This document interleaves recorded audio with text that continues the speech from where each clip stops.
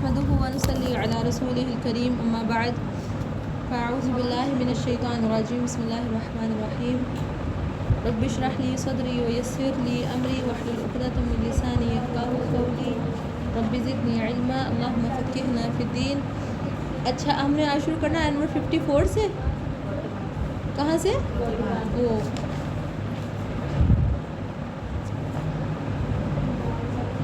اللہ تعالیٰ نے فرمایا وَإِن كَذَّبُوكَ فَقُلْ لِي عَمَلِي وَلَكُمْ عَمَلُكُمْ. اللہ تعالیٰ نے فرمایا وَإِن اور اگر كَذَّبُوكَ انہوں نے جھٹلایا آپ کو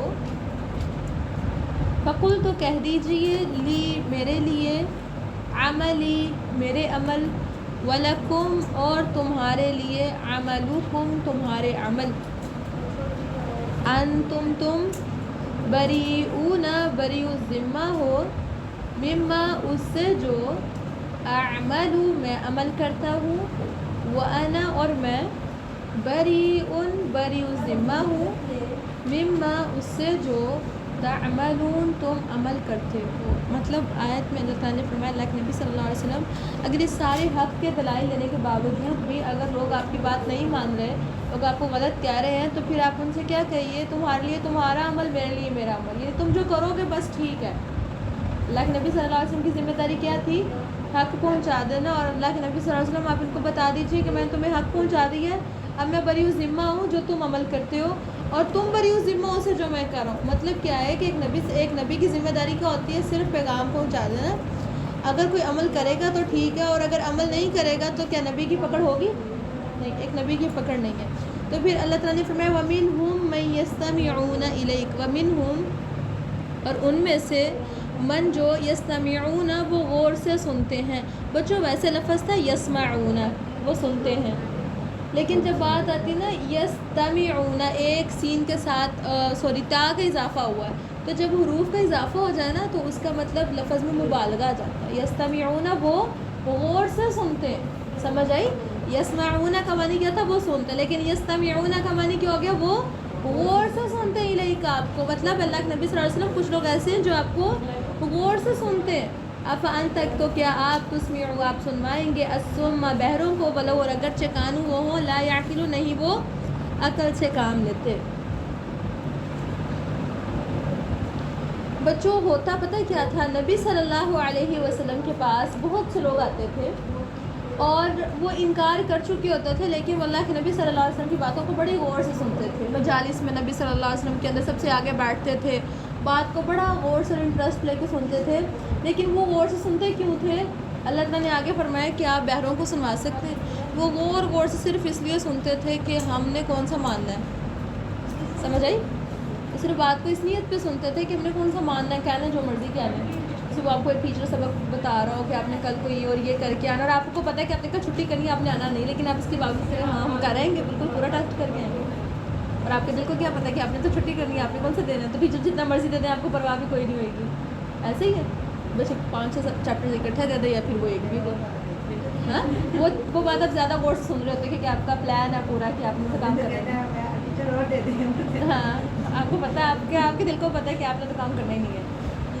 وہ مشرکین مکہ منافقین اسپیشلی نبی صلی اللہ علیہ وسلم کی مجلس میں آگے بیٹھتے تھے یا پھر نبی صلی اللہ علیہ وسلم جب دین کی دعوت دے رہے ہوتے تھے. یہ چونکہ صورت مکی ہے مدنی نہیں ہے تو منافقین کا ذکر نہیں ہے بلکہ مشرکین ہی ہے جو نبی صلی اللہ علیہ وسلم کی بات کو بڑے غور سے سنتے تھے لیکن صرف اس نیت پہ کہ ہم نے کون سا ماننا ہے یا مزید اس میں سے نکتہ چینیاں کرنے کے لیے جا کے لوگوں کو بتانے کے لیے ایپ نکال کے. وہ تو ایسی باتیں کہہ رہا تھا وہ تو ایسی بات کہتا ہے اس میں نقص نکال کے یعنی ایپ کی نیت سے لائک ہم آپ کو پتہ ہے کچھ لوگ دین کی مجالس میں آج بھی آتے ہیں اور بڑی غور سے باتیں سنتے ہیں اور بعد میں جا کے کہتے ہیں کہ کچھ اور ہی بتا رہے ہوتے ہیں لوگوں کو. ایسے ہی پھر اللہ تعالیٰ نے دیکھی نبی صلی اللہ علیہ وسلم سے کیا فرمایا کہ اللہ کے نبی صلی اللہ علیہ وسلم آپ بہروں کو تو سنا ہی نہ سکتے.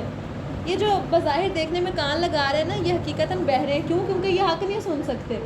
حق تو ان کے ایک کان سے جاتا ہے اور دوسرے سے باہر نکل جاتا ہے. پھر اگلی آیت میں دیکھیے اللہ نے فرمایا وَمِنْهُمْ مَن يَنظُرُ إِلَيْكَ کچھ ایسے ہیں جو آپ کو دیکھتے ہیں يَنظُرُ غور سے دیکھتے ہیں آپ کی طرف اور ایسے شکر آتے ہیں ہمیں بڑا سمجھ آ رہا ہے کیونکہ غور سے سننے کے لیے دیکھتے بھی تو ہے نا بچے ٹیچرس کی طرف. ایسے ہی ہے نا وہ ٹیچر کام کرو بڑے غور سے دیکھ رہے ہوتے ہیں اور دل میں کیا پلان چل رہا ہے کچھ ہو رہی ہے. تو اللہ نے فرمایا کہ کچھ ایسے ہیں جو غور سے دیکھتے ہیں. اللہ نے فرمایا فَأَنْتَ تَهْدِي الْعُمِيَ کیا آپ ہدایت دے سکتے ہیں اندھوں کو؟ یہ جو ہوں ہی اندھے آپ ان کو راستہ نہیں دکھا سکتے، وَلَوْ كَانُوا لَا يُبْصِرُونَ، اور وہ دیکھتے نہ ہو. یوں کہہ لیں کہ اللہ تعالیٰ نے یہاں پر انڈائریکٹلی ایکسپلین کیا کہ آپ راستہ دکھا سکتے ہیں اندھوں کو، بلو، اور اگرچہ کانو وہ ہوں لا یبصرون، نہیں وہ دیکھتے ہوں.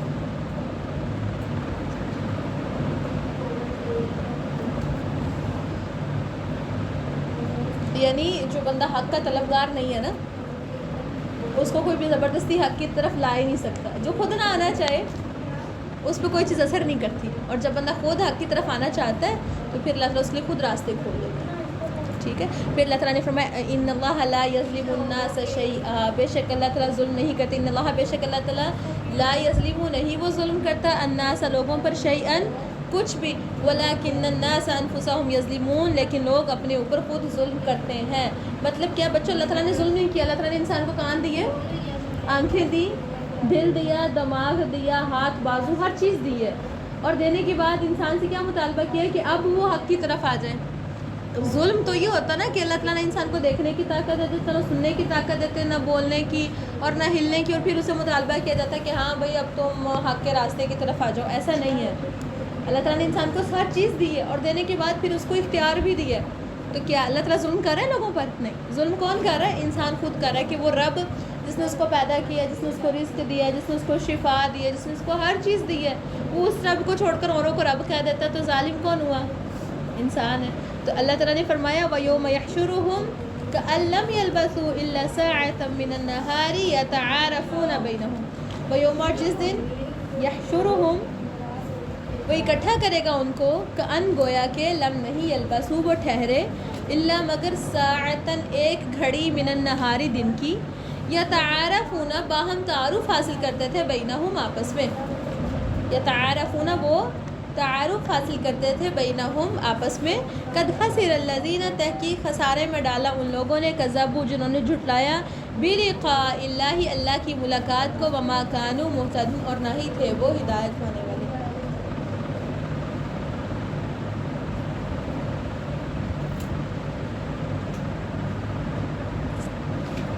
اللہ تعالیٰ نے فرمایا جس دن ان سب کو اکٹھا کرے گا تو کل قیامت کے دن لوگوں کو ایسے لگے گا کہ ہم تو دنیا میں ایک گھڑی رہتے ہیں. گھڑی سے مراد کیا ہے؟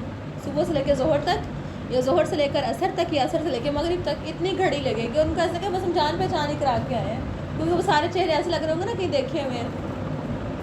تو اللہ تعالیٰ نے فرمایا تحقیق خسارے میں ڈالنی ہے ان لوگوں نے اپنے آپ کو جنہوں نے آخرت کی ملاقات کو جھٹلایا.